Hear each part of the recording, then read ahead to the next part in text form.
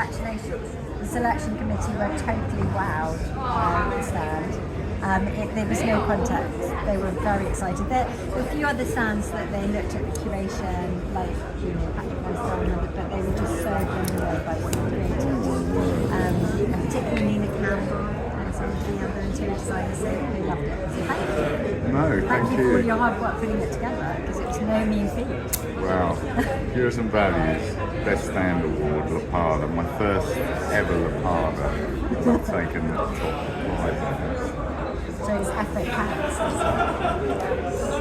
Wow, thank you so much. I don't know what to say. One time in my life, I'm a little bit lost for words. Thank you. And you've been absolutely amazing. I must say, everybody here, I just love it. It's not hanging blind, I've never been before. Yeah. You've been such a great place, particularly with the stairs at the beginning.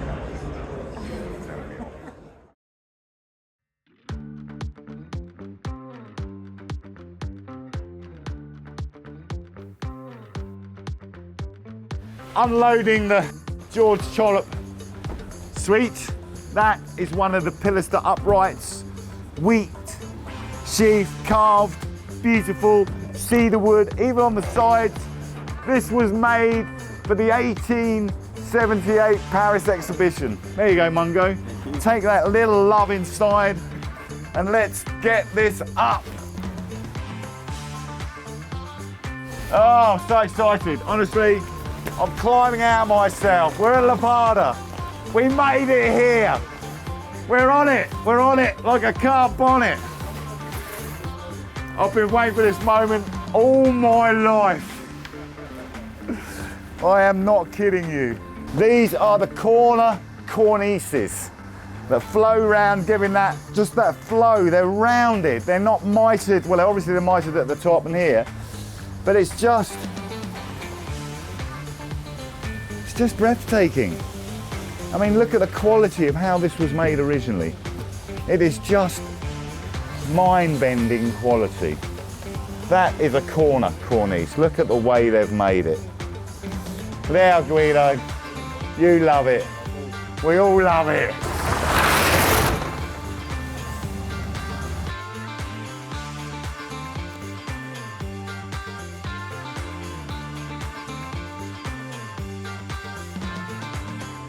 Yeah, we came here, this outside wall was on the outside, and I sent them a design saying we needed it set back because I've got a big, beautiful Bruce Talbot sideboard made by Gillows coming in.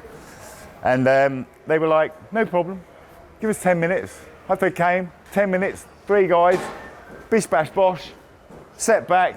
We hadn't even got anything out of the van yet, and they got the wall up. More gold, or in France they call it l'or. And oh my word, we've got the best of the best. Collinson and Locke. A box of wax, we're going to need a lot of this. Louis Majorelle, Nancy, France, 1900, Art Nouveau. Original fabric and a very unusual back pad showing the absolute colour of the original fabric in a very successionist style. Nothing like a bit of Alice in Wonderland.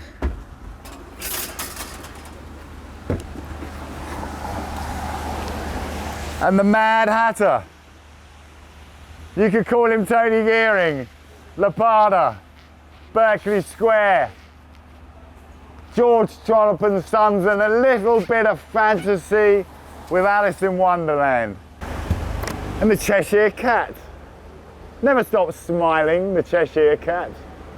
Alice and the Cheshire Cat. Well, it doesn't get more beautiful than that.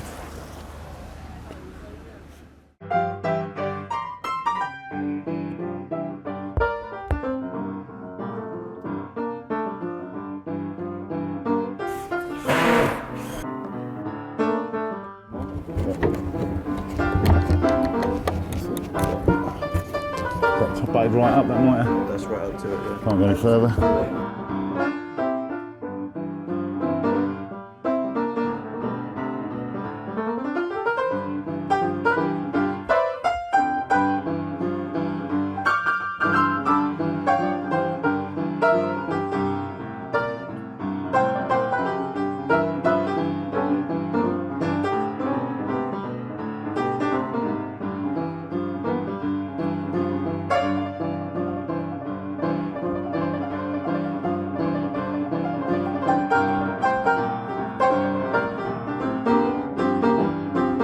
Today is, I believe, today's Monday the 21st of October 2024. One day before the LAPADA Fair preview day. I'm feeling great. So yeah, yesterday we stayed out. We were we did a day shift, and then we also did the hour shift. So they let us stay a little bit longer so we could complete the piece in its full glory. It was a hard day yesterday, hard graft, but it's all worth it because the piece is shining, it's beautiful. We've already had a couple of compliments from other dealers, and yeah, it's looking good. So the piece that I'm working on right now, is a Morris & Co mahogany side table with very lovely skirting to the bottom here. It's got 6 legs and they're all joined by stretchers that meet in the middle here, where you can put something of your choice pretty much. It could also be a sort of centre table bit, but it's just lovely work. I mean, I'm working on the legs and underside of it now, but flipping it over, you can just see there's so much colour and age. There's a history to everything in this place. Firstly, George Trollope & Sons was probably the most prominent builder-architect in the mid-Victorian period. He built a number of houses in Duggan Square, and he looked after the Grosvenor estate, so he was managing all the letting of it all and the building of the estate at the time. He designed this and sent it to Paris for the exhibition in 1878. And you can see on the side there it has to be kept. It was to be sent back to Great Britain, and we took it out of the George Trollope house in Duggan Square. So it's gone there. It won the gold medal. It was the Petit Boudoir, which was what the name was. And George Trollope, I think, from my idea of it all, he used the Raven's Lock as the theme. So we had a bust there of Alexander Pope, who wrote the poem, Raven's Lock, and it's a satirical comedy pointing fingers at the very, very rich society of the time, who just argued and quibbled about silly little things. And this gentleman fell in love with this lady, but he knew he couldn't have her, and as a ball, he cut a lock of her hair. So Trollope used this because Alexander Pope translated poems from English into French and became extremely wealthy from this. In the 1790s, when he wrote the poem, he sold 3,000 copies within 3 days. I mean, it wasn't even in the internet. It was incredible. And he started the English Garden movement. So it's made from cedar-wood. It's won the gold medal. It's come back. It's come out of a house in Cadogan Square. What else? There's one little bit of flavour that's rather lovely as well. George Trollope bought the carving machines from Barry, who built the Palace of Westminster. And Barry said, we'd have never have finished the carving, which was all linen fold carving at the Palace of Westminster, if it wasn't for these machines. George Trollope bought the machines after Parliament had been finished and carried on using them in the same premises. And this is where I think the columns and the circular parts, the fluting, the florets, obviously the capitals and putty are all hand carved. The rest of it is machine carved. And let's not forget the Industrial Revolution was ramping, thundering away 24 hours a night. These carving machines were just non-stop. So we've got a lovely little touch that runs into how it was made, what they used to make it. I don't know what else there is to say. Well, apart from what a labour of love, because how many hours have you and your team Well, you've got to take my hat off to these guys. I mean, here. they've been here till 4 a.m. each night trying to, because it's all in. I mean, how many pieces is it in? There's, I really don't know. What I will say, this is a quarter of it. Yeah. So this is one side. The third day at LAPADA Berkeley Square Antique Fair, and as you can see, the stand is finally in full flow. We've got everything in place. The paneling was an epic mountain to start with that turned into a very large hill. And then eventually it was a walk in the LAPADA Park, and I'm pretty blown away myself here coming in today to start Wednesday morning off. It's in awe. The guys, what they've done and achieved is incredible. And we had the best first day Oh my gosh, the amount of people who are so interested, so lovely, just could not resist coming over and talking about this amazing Trollope & Sons room set. It's just so lovely here. All the beautiful people, the people who've helped us, all the organisers and the tradespersons who put up all the stands in this fair have been just diamonds. Just like to show you some of the pieces, give you some of the names, a little bit of history, something about what we've got on the stand at LAPADA. We've got this magnificent bracket clock, attributed to H.W. Batley. It is a wonderful work of art with these beautiful riven columns, carved from boxwood, holding a beautiful crisp carving with a little brass dial there. So we come round, we've got William Morris, Philip Webb, we've got Philip Webb, the famous bob and turn recliner, a magnificent table by E.W. Godwin, made by Collinson and Locke, an extremely rare work of art. We have another little piece by Godwin here, the Old English or Jacobean armchair. We have two of these, pretty much the same. Here we have a wonderful tea table by Howards and Son. The original label underneath, Aesthetic Movement, probably about 1870. Behind it is a little Liberty & Co. side table with mother of pearl inlays and a beautiful floral fretwork cutout underneath the apron. As we follow on to the back here, we have an extremely rare and unusual humidor, a cigar cabinet with a place for your drinks in the bottom drawer, a place for your tobacco and pipes in the upper drawer, and a place for you to hide whatever you desire in the top drawer. Next to that, towering above, is the Gordon Russell oak grandfather clock with the date label and maker's label on the back for 1928. And the double fusee movement, absolutely unbelievable quality.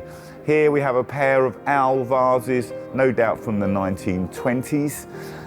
Here we have Hoffman corner armchair. This chair was exhibited with the Klimt painting exhibition that went round through Europe about 10 years ago, and where I found the provenance for that was in a museum up in Liverpool. Here, Charles Rennie Mackintosh.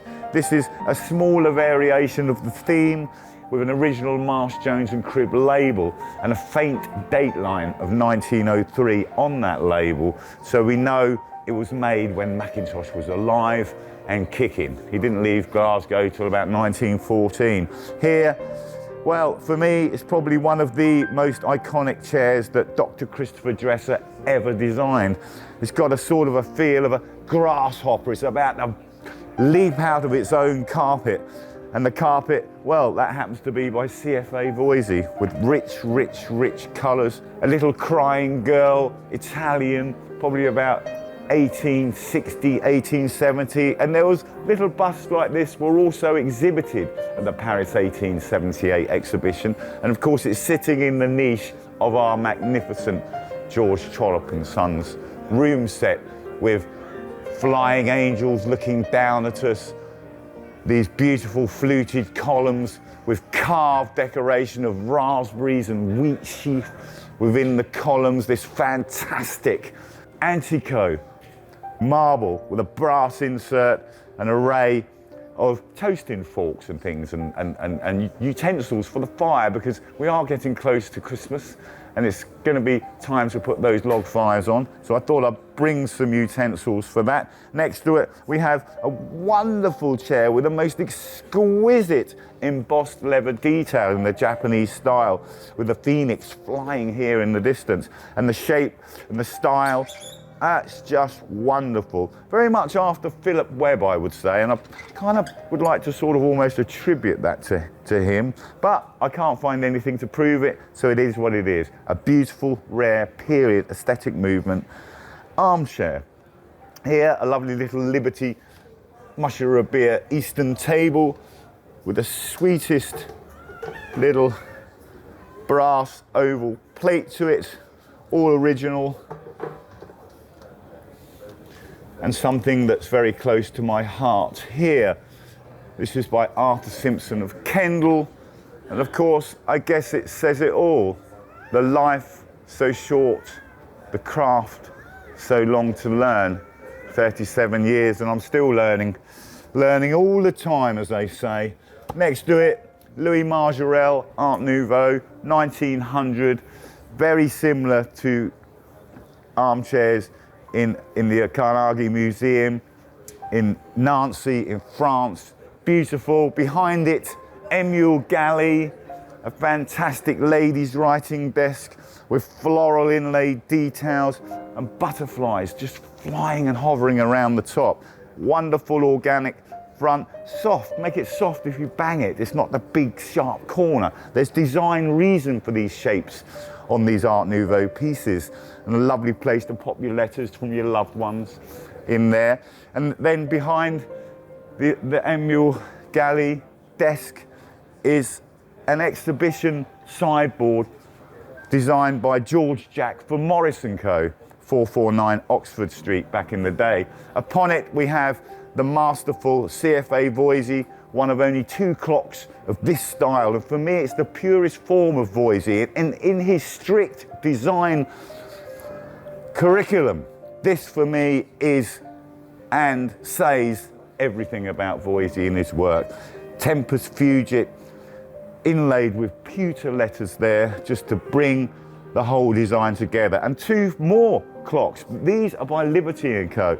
And one is stamped, one in mahogany, one in oak. But you can see the influence that Voisey has already had on Liberty & Co. And these smaller clocks are without doubt in some way relating to this beautiful masterpiece. The other one is in the Victoria and Albert Museum, and this is the only other one known. On the wall, a magnificent tapestry by Sergei Siyajoffa, Russian watercolorist from about his most prolific time of work was 1890 to 1910. He was connected to the royal Russian family, and this particular tapestry is based on his famous watercolor called Vanity. And there's a thought. Don't linger too long in the mirror. Across the top we have Gordon Russell, Liberty & Co, Was Benson, Elson Dawson, some beautiful French Gothic Revival candlesticks, a set of 4, bronze actually, with mythical creatures climbing around the underneath. This, for me, is a pair of probably the most magnificent metal worker of the arts and crafts period, Alfred Bucknell. And to find signatures on pieces like this is so rare. A beautiful pair made by a man who just had the art in his heart. Charles Robert Ashby for Carruthers, 1903. Was Benson there? A little pair of candlesticks by Gordon Russell, signed. Beautiful candlestick here with lovely flying doves and an enamel heart which repeats in a triangular way all the way round.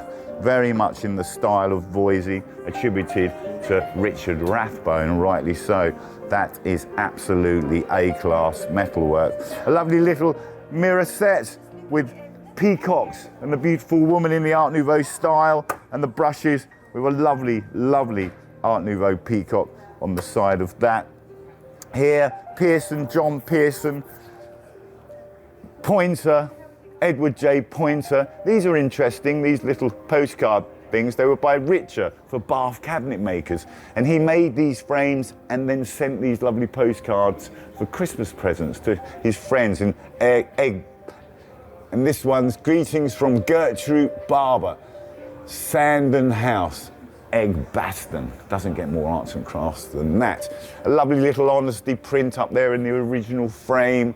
Lewis Foreman Day aesthetic clock, and a Liberty cabinet with embossed bird details on. To the right side, we've got a very rare clock by Bruce Talbot. I still can't quite pin down who the maker is, but I think it's Howland James. A lovely thing. Lovely little Liberty pot there, the cabochon in the top. Should we go around the side? I think we're getting round to it all now. Birmingham Guild of Handicraft, a lovely little copper jug. A little cruet set, salt, pepper, by George Hart with the Guild of Handicraft. A wonderful pair of salts with the lovely spheres, designed by Charles Robert Ashby and made by the Guild of Handicraft. Again, Charles Robert Ashby and made by the Guild of Handicraft, with a beautiful enamel circular disc to the lid and the typical lovely little handle that Ashby loved so much. We have a Voisey candle, a little Voisey pepper, Ashby and Ashby, those two little salts there. Well, it wouldn't be a stand at LAPADA Fair without a classic William Morris Sussex chair. But what I like about these is they're just a bit taller and a bit wider than, well, most of the chairs that come onto the market are quite a little bit smaller. So it's nice to see something with a bit more size to it. They've been totally restored, knocked apart, all the joints cleaned, re-glued, put back together and professionally re-rushed, which must be the only way to restore these chairs correctly. These people have suggested by C.R. Ashby or Bailey Scott, but no, they're by Norman and Stacey in that kind of style. But there is something wonderful about the style and shape of the back, as this backboard runs down through the back legs and this lower stretcher given a triangular feel, and it's covered in a lovely arts and crafts period fabric from the Silver Studios of Liberty & Co. Voisey attributed, a little plant stand, wonderful, sweet little thing. Has to be, haven't got a drawing, haven't got a diagram or a period photo, so we can only attribute it. These little stands here attributed firmly to Voisey, but for commercially made, both with Goodyear's of Regent Street labels underneath the tops there. In the middle here, George Walton, this wonderful dressing table mirror that slowly you can put to any position you may like as you sit at your dressing table. And below it has this fabulous little heart that's set in copper with stained glass in its wonderful form. Typical of George Walton, he mixed glass with copper in his stained glass work, unusual. Morris & Co, beautiful quality, absolutely clean as a whistle, wonderful condition. And the detailing on this, I just love it, so fine. The inlay work, the moulded detail actually underneath the table top, which makes the actual top look finer, but it isn't.